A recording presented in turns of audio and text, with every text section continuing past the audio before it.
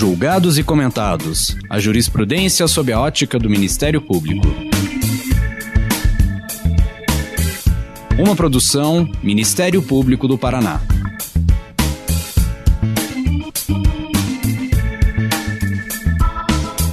Olá, estamos começando mais um episódio do Julgados e Comentados. Eu sou Eduardo Cambi e hoje abordaremos sobre a política institucional de proteção e apoio às vítimas, publicada pelo Conselho Nacional do Ministério Público. Para tanto, contamos com a participação de Antônio Suchsberger, promotor de justiça do Ministério Público do Distrito Federal e Territórios. Nesse episódio, vamos conversar sobre a Resolução 243 de 2021 do CNMP, que estabelece as diretrizes para implementação gradual em todas as unidades do Ministério Público Brasileiro da chamada Política Institucional de Proteção Integral e de Promoção de Direitos e de Apoio às Vítimas, com o objetivo de assegurar direitos fundamentais às vítimas de infrações e violações de direitos, garantindo suporte, apoio e tratamento adequado perante a injustiça sofrida. É possível que um ato nacional como este consiga atender às diferentes conformações nos estados e municípios? Como o Ministério Público deve abordar esse tema, conciliando com suas atribuições? Estas e outras questões serão abordadas nesse episódio.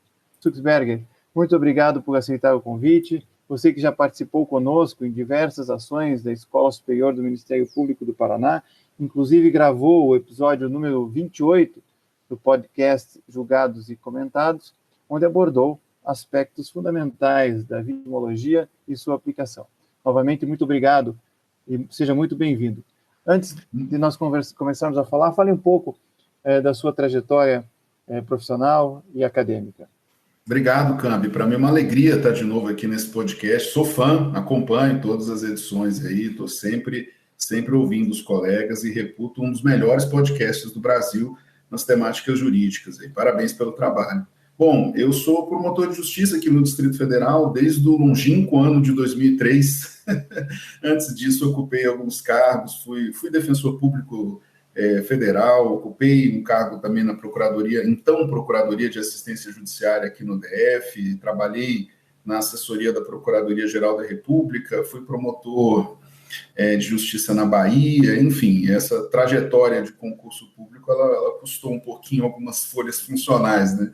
Mas desde 2003 sou promotor aqui no DF, tenho atuação eminentemente criminal. Hoje eu atuo aqui numa circunscrição do Distrito Federal chamada Paranoá, que abrange as regiões administrativas do Paraná e do Itapuã.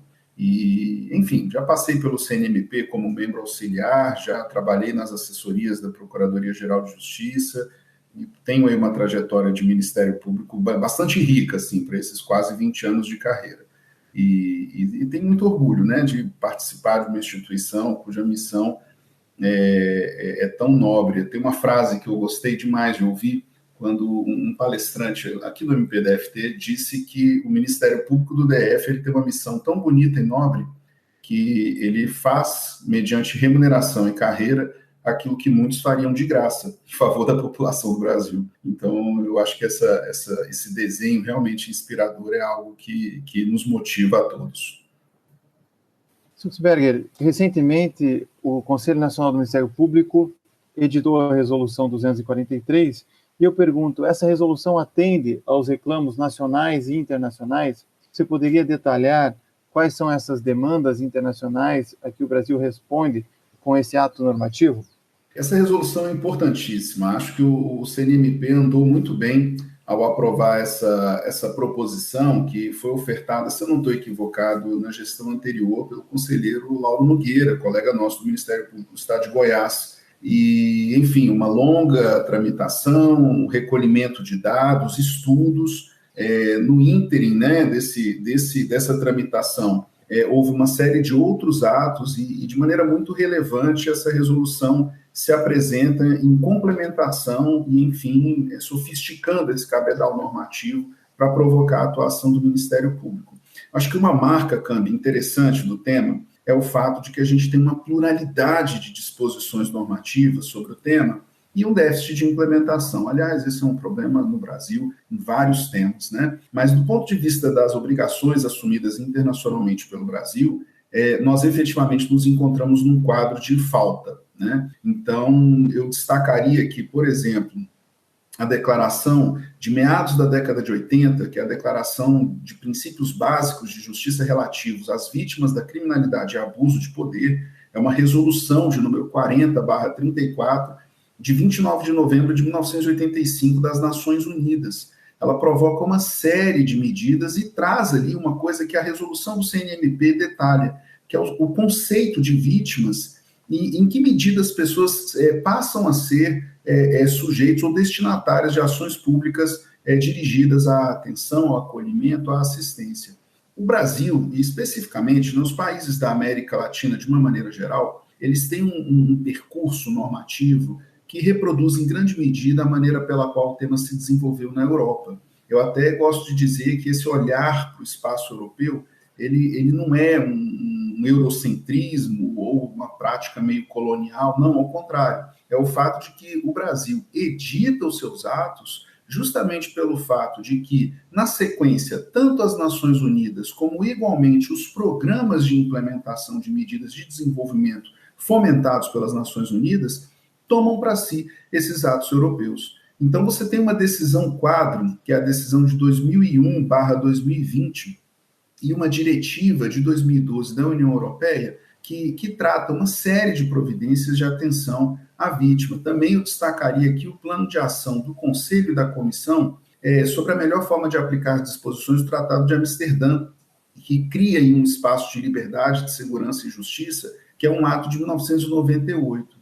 No Brasil, né, de uma maneira geral, além da sequência de demandas, relatórios que a Comissão Interamericana de Direitos Humanos tem emitido sobre o tema de atenção às vítimas, eu destacaria aqui, por exemplo, os relatórios de 2007, referente a mulheres vítimas de violência, ou de 2011, que fala de mulheres vítimas de violência sexual, ou de 2011, igualmente, mulheres vítimas de violência sexual nos aspectos de educação e saúde. Nós temos uma série de provocações que reclamam a atenção à vítima de uma maneira geral. Nós experimentamos mudanças legislativas no ano de 2008 no Código de Processo Penal, a recente Lei Mariana Ferrer, né, que é essa Lei 14.245, e nessa situação, curiosamente, eu ainda destacaria duas leis aqui que mereciam essa complementação, que é tanto a Lei 11.530 de 2007, que fala do Plano Nacional de Segurança Pública e Cidadania, ela diz lá da criação de centros de referência e apoio psicológico, jurídico e social às vítimas de criminalidade. Isso é uma obrigação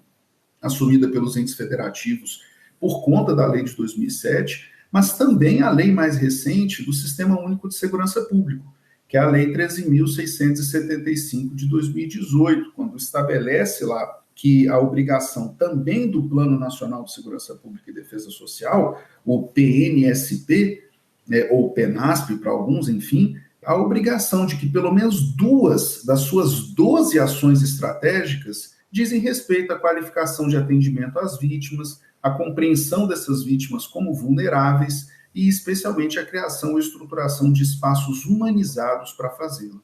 A iniciativa do CNMP, que casa, né, em grande medida, com a resolução 253 do Conselho Nacional de Justiça, ela vem justamente atender essa preocupação de que os atores do sistema de justiça brasileiro, com destaque ao Ministério Público, possam atender aqui aquilo que é, inclusive, o objetivo de desenvolvimento sustentável do plano da ONU para a Agenda 2030, ou seja, aquilo que se refere à paz, justiça e instituições eficazes.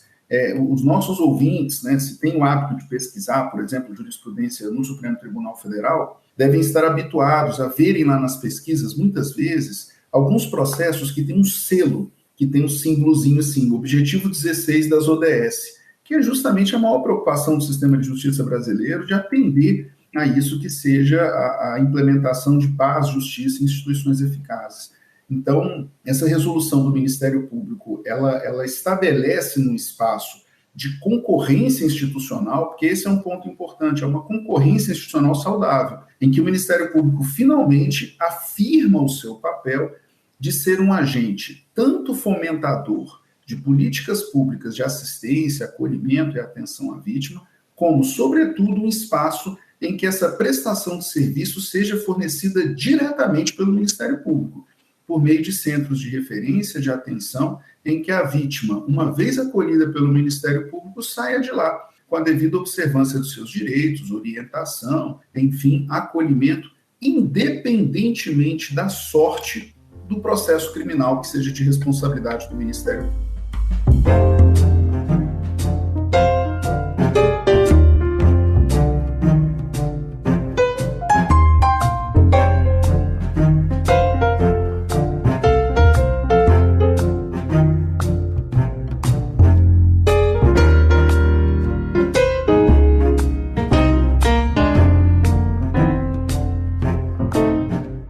O Brasil é um país continental, tem 26 estados, mais o Distrito Federal, 5.570 municípios. Como fazer valer uma regra como essa num país tão diferente, tão desigual, para que haja um mínimo de cumprimento dessas normativas nacionais? Perfeito, Câmbio. Eu acho que a maior dificuldade desses atos de regulamentação nacional é atender justamente às chamadas desigualdades regionais, né? Uma preocupação que, inclusive, está na nossa Constituição. E eu acho que a resolução anda bem porque ela não diz exatamente o que cada Ministério Público deve fazer. O que ela estabelece é que o Ministério Público, e cada um deles, ou seja, os MPs nos estados, os ramos do Ministério Público da União, devem fazer de imediato. Ou seja, de imediato, o que eles têm que fazer? Promover, por meio da exigibilidade, do fomento, da demanda, a presença de serviços ou centros de apoio às vítimas e implementar gradualmente, tudo de acordo com a autonomia administrativa presente em cada um dos entes federativos, ou mesmo nos ramos do MPU, núcleos ou centros de apoio a essas vítimas. Ou seja, eu acho que a resolução ela caminhou muito bem, porque ela poderia, por exemplo, ter optado pelo fato de dizer, agora todo o Ministério Público ficou obrigado a criar um centro de apoio. Ou dizer, agora cada Ministério Público tem que exigir do Poder Executivo a implementação dos centros de apoio. E ela não fez nenhum nem outro, ao contrário. O que ela estabeleceu é, olha, a inércia é inadmissível, a omissão não será aceita. O Ministério Público deverá implementar de maneira imediata a demanda e a cobrança de serviços de atenção a serem prestados em favor da vítima. E, subsequentemente, dentro dos seus respectivos planejamentos estratégicos, a implementação escalonada de núcleos e centros de apoio às vítimas. Ou seja, o que parece que a resolução faz é impor ao Ministério Público um dever de estabelecer minimamente aquela gama de direitos de informação, de assistência, em linguagem clara e acessível às vítimas de uma maneira geral. E de maneira gradual que nós estabeleçamos no Estado brasileiro, ou seja, no Brasil, o fato de que núcleos ou centros de apoio às vítimas sejam estabelecidos dentro da esfera do próprio Ministério Público, em uma modelagem aqui assemelhada ao que hoje já acontece na Argentina, ao que acontece, por exemplo, em Portugal e outros países que têm boas experiências a serem contadas no campo de assistência e atenção às vítimas.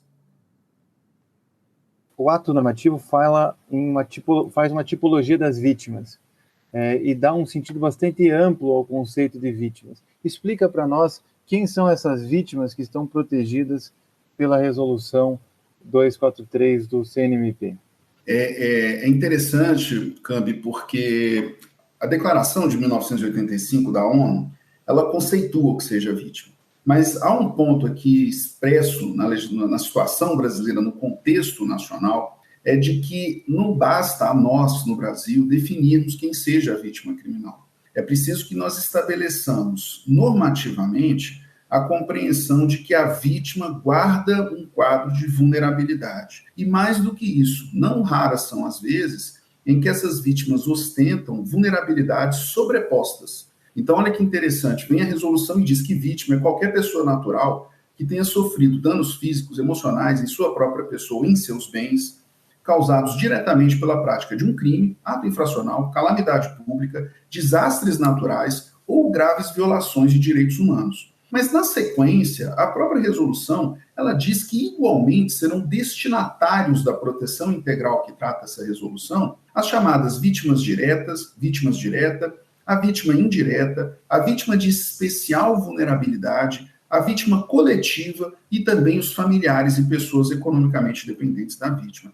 E, além disso, também, olha só, ela também se aplica às pessoas jurídicas que figurem como vítimas em relação às medidas de proteção e direitos assegurados nessa resolução. Então, o que a resolução tenta fazer digamos assim, cercar o tema por todos os lados, porque ela define o que seja a vítima direta, ela indica o que sejam essas vítimas circundantes, né, ou seja, aquelas que estão ali em torno da pessoa que se vitimou em razão desses fatos ali mencionados, e quando indica a especial vulnerabilidade ou caráter coletivo, a resolução, de uma maneira muito feliz, trata da temática das vulnerabilidades sobrepostas, ou seja, comunidades ou organizações sociais atingidas de uma maneira geral, situações atinentes a ofensas a bens jurídicos coletivos, como saúde pública, meio ambiente, sentimento religioso, consumidores, fé pública, administração pública, ou ainda essas situações, repito, né, de sobreposição de vulnerabilidades, como, por exemplo, gênero, estado de saúde, deficiência, o tipo, grau e a duração de vitimização, enfim, tudo em atenção a essa preocupação. Nós, né, profissionais do direito, nós somos literalmente obcecados com categorias e classificações. O Foucault nos imputa isso, né?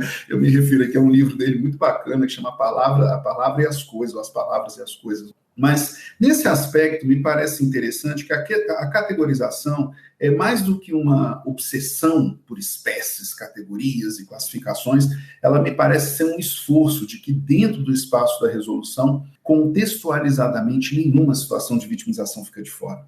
Né? E o mais interessante aqui também, o fato de que a resolução, de maneira muito expressa, de maneira muito clara, ela tenta evitar ao máximo de que a atuação do Ministério Público manifeste aquilo que nós denominamos uma vitimização secundária, ou seja, a sobrevitimização, a revitimização, ou seja, quando as instituições, os atores do Estado, a pretexto de acolher, se prestarem, se dirigirem à vítima, fazem com que ela sofra um novo processo de vitimização. Então, a resolução ela dá visibilidade a esse tema e indica que a urgente necessidade de que os profissionais do Ministério Público, de uma maneira geral, se tornem cientes dessa preocupação, mas não só ciosos dessa ideia, mas também que se tornem agentes de transformação dessa realidade, né? E aí, daí a importância, inclusive, que a resolução fixa de maneira muito feliz para as temáticas de capacitação e formação continuada dos profissionais de uma maneira geral.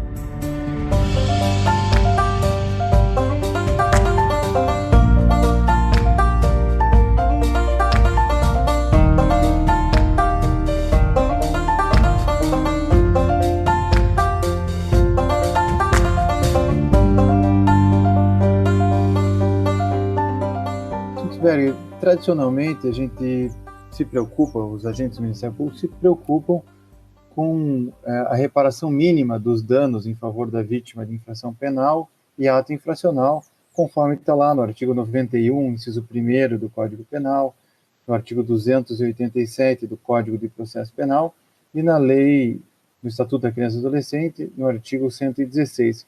Por que essa visão é insuficiente e o que mais o Ministério Público pode fazer, além de buscar a reparação dos danos em favor da vítima?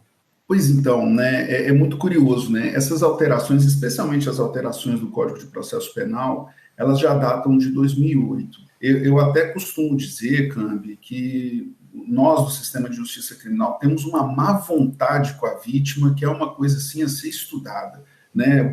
Estou me referindo aqui a uma crítica muito direta à jurisprudência, especialmente dos tribunais superiores no Brasil, que transformam o fato de que a justiça criminal pode e deve se prestar como um espaço protetivo de acolhimento e atenção à vítima e que na solução da culpa do acusado não só possa, como deva estabelecer desde logo algum tipo de indenização, seja reparatória ou até mesmo de caráter compensatório, de duas alternativas, as duas. não só atender o reclamo de atenção à vítima, mas igualmente atender ao reclamo geral de redução do fenômeno de litigiosidade que está presente no sistema de justiça criminal. E na contramão disso, o que fazem os tribunais superiores? Acabam se apegando aqui a categorias como, por exemplo, discutir a legitimação ordinária do Ministério Público para formular o pedido em nome da vítima, ou então discutir a necessidade de que haja controvérsia apartada sobre a quantificação do dano no curso do processo penal e outras questões. Eu até aproveito a sua pergunta para poder indicar um tema aqui que é muito, digamos assim, angustiante. Será que as preocupações de atenção à vítima, elas são necessariamente subsequentes a uma mais clara definição do papel da vítima no processo penal brasileiro? Me parece que não, porque esse debate ele acaba bloqueando a tomada de iniciativas e ações em favor da vítima. Eu também não gosto e vejo com uma certa antipatia o fato de que muitas das vezes a temática de atenção à vítima ela é apresentada como se houvesse um certo antagonismo entre um processo que assegure direitos e garantias do acusado e, de outro lado, atenda à vítima. Esse antagonismo ele se revela falso na exata medida em que a atenção do processo penal ela é uma questão de Estado, ela não é uma questão de particulares. A vítima não é parte no processo, mas isso não significa que ela deva ficar fora ou estranha ao processo, né? Ela não titulariza a pretensão no juízo criminal, exceto, claro, nas situações de ação penal privada. Mas isso não significa nem de longe que o exercício jurisdicional de cariz protetiva a ela não possa ou não deva se dirigir. Então, é muito curioso, porque toda vez que se fala de proteção a vítimas no Brasil, se corre aqui e acolá para poder dizer que isso implica algum tipo de solapamento ou de vulneração de direitos do acusado. Muito antes, ao contrário. O que me parece é que essa primazia da vitimização, ela não se confunde com, por exemplo, postulados como o da presunção de inocência, por uma razão muito singela. As ações de acolhimento, atenção e promoção de direitos da vítima, elas não precisam necessariamente caminhar para e passo como consequência ou derivativo do reconhecimento da culpa do acusado em juízo, né? Então, eu acho que quando a resolução diz que o Ministério Público deve buscar essas reparações, ela está dizendo ao Ministério Público algo que a lei já disse anteriormente. Não se trata de uma faculdade ou de uma possibilidade do processo penal ao promotor de justiça, ao procurador de justiça. Se trata de uma obrigação que, aliás, é a razão última da nossa existência. Tornar a questão criminal uma questão de Estado, de maneira que possa, igualmente, o Estado, de maneira plurima e de maneira multissignificativa, promover a responsabilização pela prática do crime, ok, mas também, igualmente, sem antagonismos, acolher, assistir, promover os interesses das vítimas desses crimes. Interessante esse ponto, Suxberg, que, ou seja, a justiça criminal não tem que enfatizar apenas a punição. E a resolução trata, por exemplo, da justiça restaurativa, estando preocupada aqui com os traumas derivados dos eventos criminosos ou de atos infracionais. Você vê nessa preocupação com a justiça restaurativa uma tentativa de ir além da própria punição ou da própria reparação pelo mal causado? Eu acho que esse é exatamente o ponto, né? A resolução ela fala, inclusive, de atuação preventiva e difusa, e quando fala da implementação de projetos, mecanismos de resolução extrajudicial de conflitos, a resolução ela casa com outros atos regulamentares do CNMP, versando, do Plano Nacional de Autocomposição, né, de política de autocomposição, ou seja, a gente precisa criar, de maneira criativa, com perdão aqui do pleonasmo, meios de atender o cidadão e o jurisdicionado, que não sejam unicamente pela aquela receita de judicializa demandas, né? E para além dessa questão, igualmente, casar com iniciativas que melhor aprimorem a atuação investigatória e a atuação no curso do processo. Então, de maneira muito feliz, a resolução ela menciona duas outras resoluções, a de número 118 e a de número 181, que versam exatamente sobre essas iniciativas já previamente cobradas né, pelo Ministério Público em relação à Política Nacional de Incentivo à Autocomposição e, igualmente, sobre o procedimento de investigação criminal. As práticas restaurativas, Cambi, eu acho que elas são, inclusive, o coração dessa expansão, por exemplo, dos instrumentos de justiça consensual na esfera criminal. Né? Quando falamos hoje, por exemplo, da expansão de justiça negociada, o ANPP, a otimização da transação penal, mesmo a suspensão condicional do processo, as razões de existência desses instrumentos não podem ser unicamente desafogar um congestionado sistema de justiça. Elas também devem se dirigir a uma melhor atenção àquele que sofre diretamente o impacto da prática criminosa, a vítima. Então, a resolução ela dá esse alerta ao Ministério Público. Né? Nós vivemos um momento de mudanças muito significativas e concomitantes, é tudo ao mesmo tempo. E é importante que nessa mudança nós nos atentemos às próprias razões de ser da atuação do Ministério Público enquanto agente de realização de uma política de Estado. O Conselho Nacional de Justiça, de um modo geral, se preocupa muito com a eficiência da prestação jurisdicional, em razão da quantidade de processos, de inquéritos paralisados, da não duração razoável do processo, impõe, inclusive, para os juízes que pedem promoção, que eles estejam em dia, que eles tenham uma produção extraordinária. E aí eu pergunto, essa preocupação com a Política Nacional de Redução de Litígios e Demandas, ela de algum modo é contraditória com a proteção das vítimas? Como conciliar essa necessidade da eficiência com uma melhor qualidade na proteção dos direitos das vítimas?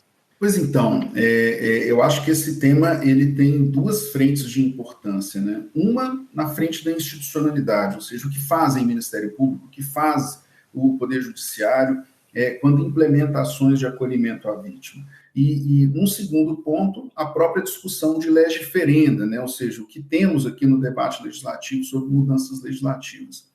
O que eu acho que é fundamental ter como premissa aqui, Cambi? A ideia de que nós temos uma política de Estado, tanto na judicialização de demandas, como na solução de justiça criminal e nos indicadores de uma justiça criminal que seja eficiente, que tenha preocupação de salvaguarda de direitos fundamentais, que se preste como técnica de tutela objetiva de direitos fundamentais, mas que caminhe igualmente com a ideia de que assegurar direitos à vítima não pode ser sinônimo de dizer que essa vítima precisa se apresentar no sistema de justiça como autora de ações, como demandante de litígios. Digo isso porque no Congresso Nacional, aqui e acolá, sempre há aquele que propõe, por exemplo, que adotemos uma modelagem assemelhada ao que prevê a Espanha, quando diz que a vítima se habilita como um assistente no processo criminal em busca de sua reparação. Nós temos a figura, por exemplo, do assistente de acusação no Brasil. Mas num país tão carente de assistência judiciária, inclusive para aqueles que obrigatoriamente assim demandam para que o processo se realize, será que faz sentido que a gente exija da vítima, para além da sua figura de vulnerabilidade de vítima, que igualmente ainda se apresente como titular, autora de um processo? Será que ela não deve ser muito mais destinatária das ações do Estado do que efetivamente uma demandante das ações do Estado?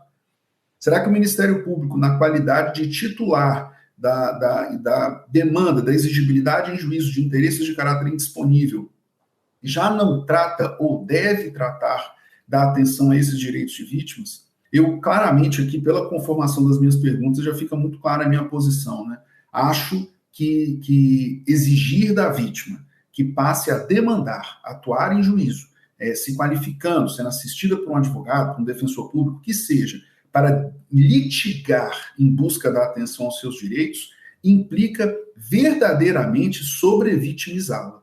Porque, em verdade, o que me parece é que essas demandas normativas no âmbito internacional e as resoluções, tanto do CNMP como do CNJ, andam bem nesse aspecto, elas se dirigem ao fato de que o Estado, e aí quando eu digo o Estado, estou falando do Ministério Público, Poder Judiciário, seus serviços de assistência judiciária, polícia, todo mundo, deva dirigir ações de acolhimento, assistência, atenção e promoção de direitos da vítima. E não demandar ou apresentar a essa vítima que ela, veja só, saia de seu locus de situação vulnerável para que então se apresente como demandante.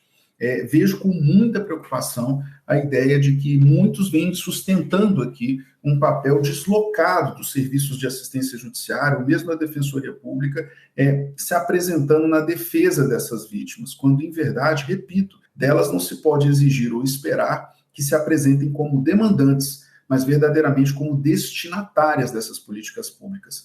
Se caminharmos no sentido de exigir dessas vítimas que demandem, caminharemos de maneira negativa para trás, um retrocesso a essas demandas que você bem lembrou de eficiência do sistema de justiça. Ao contrário, se promovermos um sistema de justiça que atende, centralize, canalize e afine institucionalmente suas ações de maneira coordenada, articuladamente entre poderes ou instituições, em direção em favor da vítima, caminharemos, sim, não apenas como um fator a ser agregado nos índices e indicadores de eficiência do sistema de justiça, mas para a própria melhor compreensão da razão última do sistema de justiça. Ou seja, o sistema de justiça ele não encontra balizas de garantia com formação e limitação do seu poder punitivo unicamente em atenção ao acusado. Ele igualmente se justifica e se legitima na razão de ser que monopoliza o exercício da força numa sociedade civilizada, mas também em favor do acolhimento e atenção daquele que se apresenta vulnerável pela prática do crime, a vítima.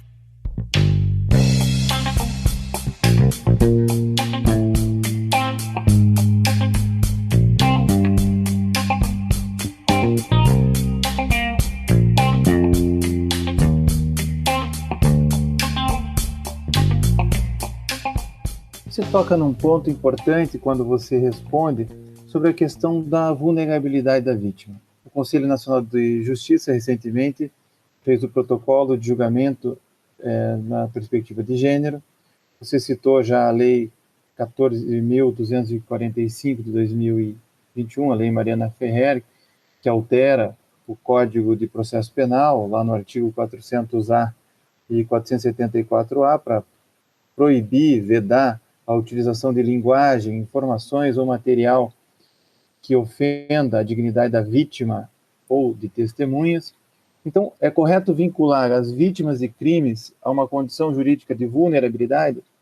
E como o Ministério Público deve abordar esse tema, conciliando com o perfil constitucional das suas atribuições?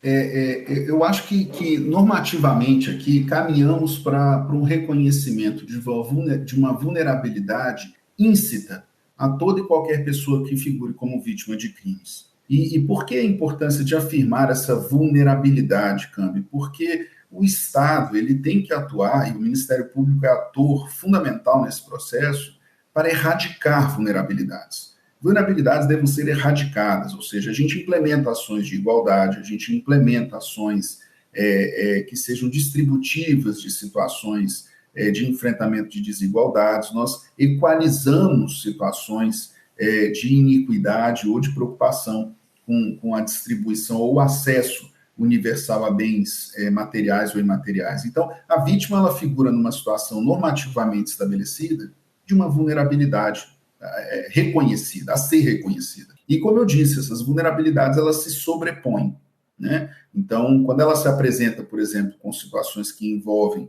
a problemática do racismo estrutural no Brasil, ou então o desafio cultural do enfrentamento da violência contra a mulher, são vulnerabilidades que se sobrepõem. Ela é como se fosse uma interseção de caminhos em que você tem diversas vias passando por um mesmo ponto, cada uma delas implementando uma vulnerabilidade. Eu estou tomando aqui de empréstimo o conceito mesmo de interseccionalidade que a Crenshaw estabelece, para poder indicar aqui que essas violações sobrepostas, elas também evidenciam o que seja um caminho de atenção do Estado. E nessa medida, o que acontece? Né? O enfrentamento dessas vulnerabilidades, ela não se dá com uma ou outro vetor de atenção. Pelo contrário, o que se dá aqui também é com uma ação que seja pluridimensional e que seja marcada por arranjos que são tanto híbridos como complexos. O que eu quero chamar de híbrido? Eu estou chamando de híbrido pelo fato de que na nossa repartição federativa isso abrange desde iniciativas no plano federal, no plano estadual, no plano municipal. E quando que eu falo de complexo? É exatamente na medida em que isso agrega ações articuladas do Ministério Público com outras instituições.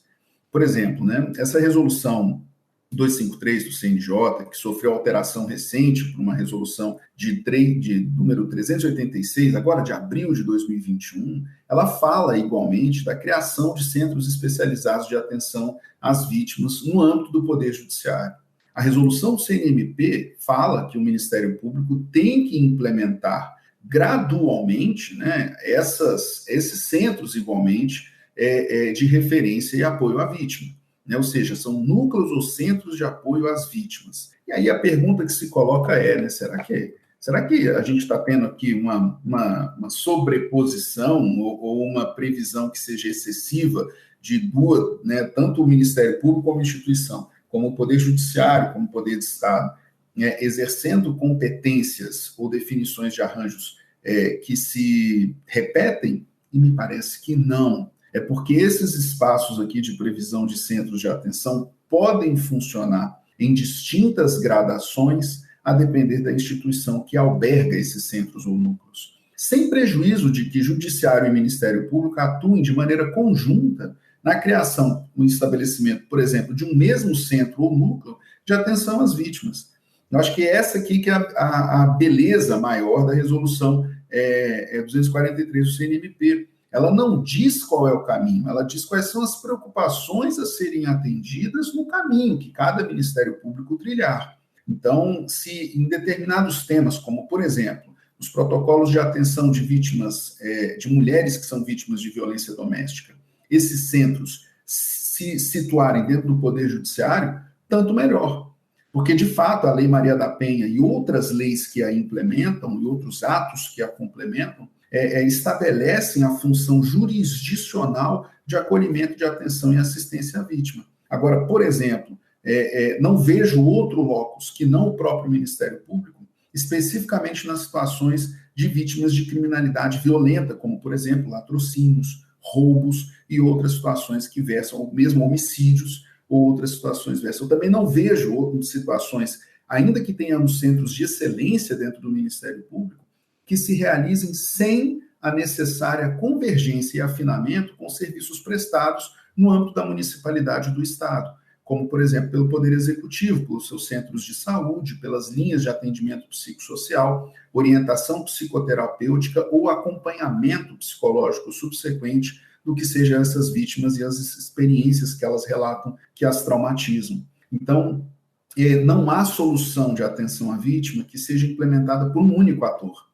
A solução está presente justamente nesse feixe de atuação integrada, como eu destaquei, híbrido e complexo, pelos órgãos responsáveis pela política do Estado.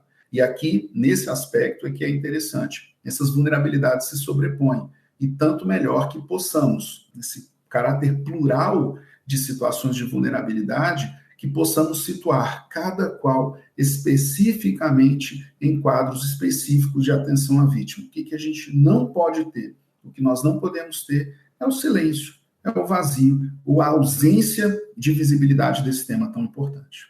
Para terminar, se eu tiver uma mensagem aqui ao Ministério Público Brasileiro, porque a resolução, lá no seu artigo 14, diz que nos planejamentos estratégicos de cada unidade do Ministério Público Brasileiro, a vítima tem que ser o objeto principal da defesa institucional.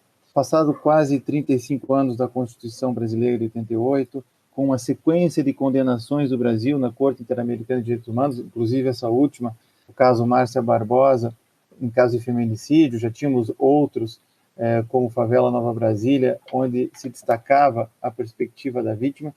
Será que a instituição está caminhando para uma concepção de que o Ministério Público Brasileiro deve se colocar como um grande defensor dos direitos humanos para a transformação das desigualdades sociais que nós vemos no Brasil?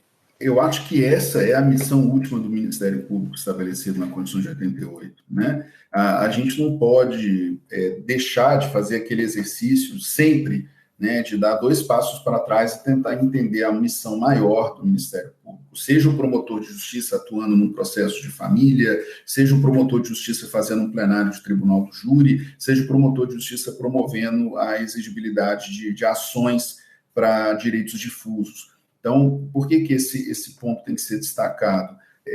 Essa exigência de que os ministérios públicos estabeleçam essa meta objetiva em seus planejamentos estratégicos, ela tem por intenção claramente que nós, inicialmente, de maneira muito clara, façamos um mapeamento das ações dirigidas à atenção às vítimas.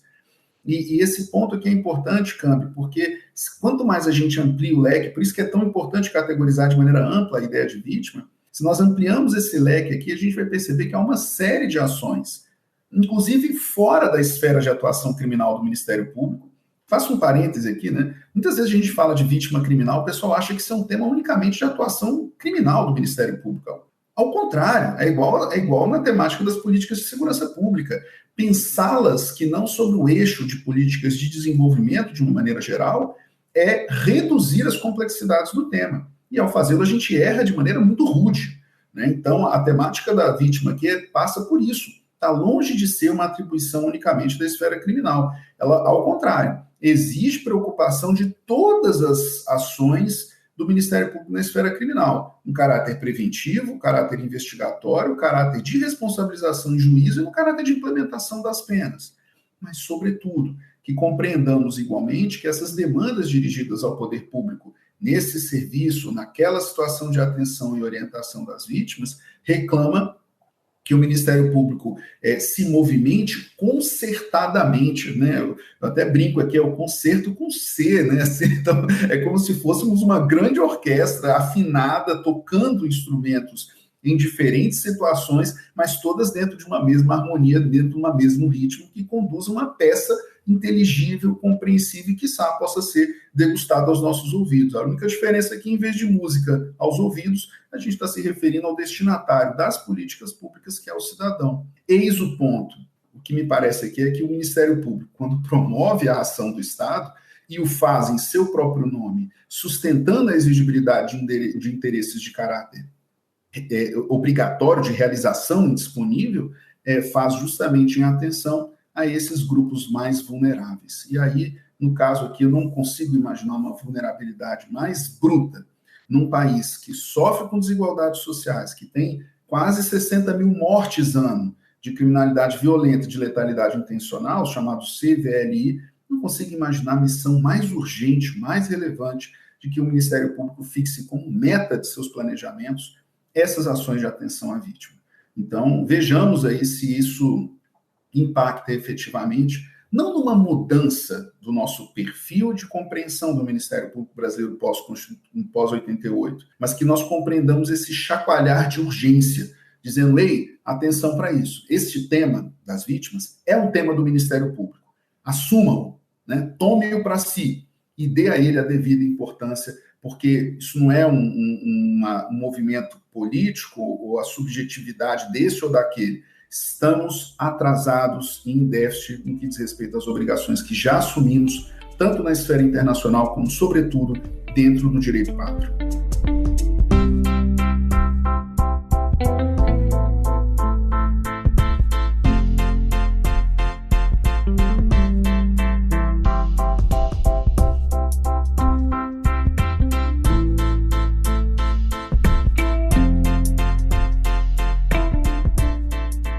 Muito obrigado, Suxberger, mais uma vez por emprestar aí o seu conhecimento, dividir conosco e trazer várias elucidações dessa importante resolução, a resolução do CNMP, a 243, de 18 de outubro de 2021. Muito obrigado por estar conosco, Suxberger. Sou eu que agradeço. Parabéns de novo a essa super equipe aí da Escola Superior do Ministério Público do Paraná, que você lidera, conduz aí tão bem.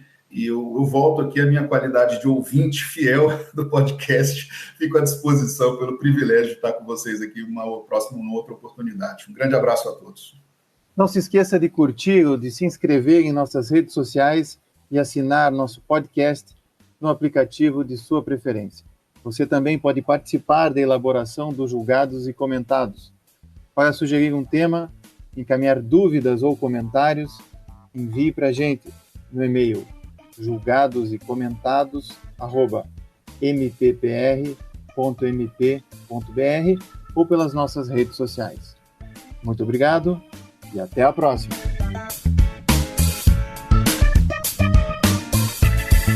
Uma produção Ministério Público do Paraná.